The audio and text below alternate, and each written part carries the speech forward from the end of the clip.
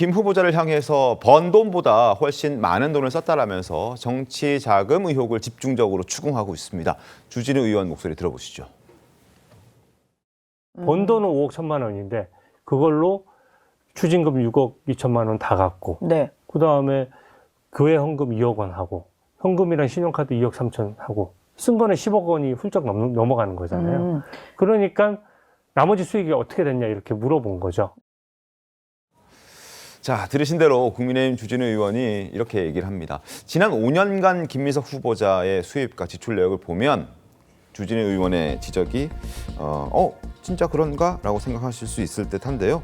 김민석 후보자 수입은 국회의원의 월급인 세비 5억 2천만 원이었습니다. 지난 5년간. 그런데 지출된 내역을 보면 추징금 6억 2천만 원, 생활비 현금과 카드를 포함해서 2억 3천만 원, 그리고 교회 헌금한 부분도 2억 원이나 있습니다. 그리고 아들 유학비가 과연 얼마나 쓰였는지 이거는 좀 확인이 좀 필요한 부분인데 어쨌든 유학까지 보냈으니 그 부분까지 포함하면은 벌어들이는 것보다 그 배 이상으로 돈을 썼다라는 그런 지적을 피할 수 없고, 그래서 김경률 전 위원은 이렇게 얘기를 했죠.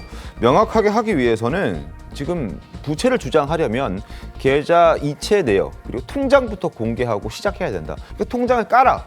그걸 까면 명확하게 다 정리가 되지 않느냐라는 지적인데 아직까지 그 통장 내역을 공개하진 않았습니다.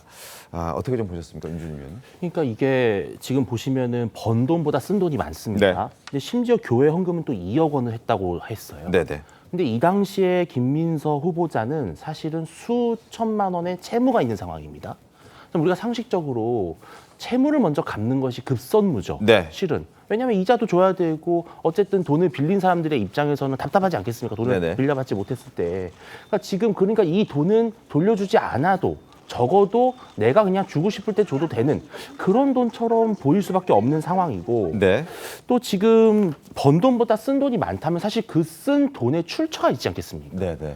뭐 하늘에서 떨어지는 것이 아니잖아요. 이런 또 문제들, 또 아드님의 어떤 유학, 물론 뭐 이거는 전 배우자가 책임졌다고 할 수도 있지만 네. 또 국회의원까지 하고 있는 아버지로서 전혀 나무랄할 수 있는 문제도 아니었을 거라고 보거든요.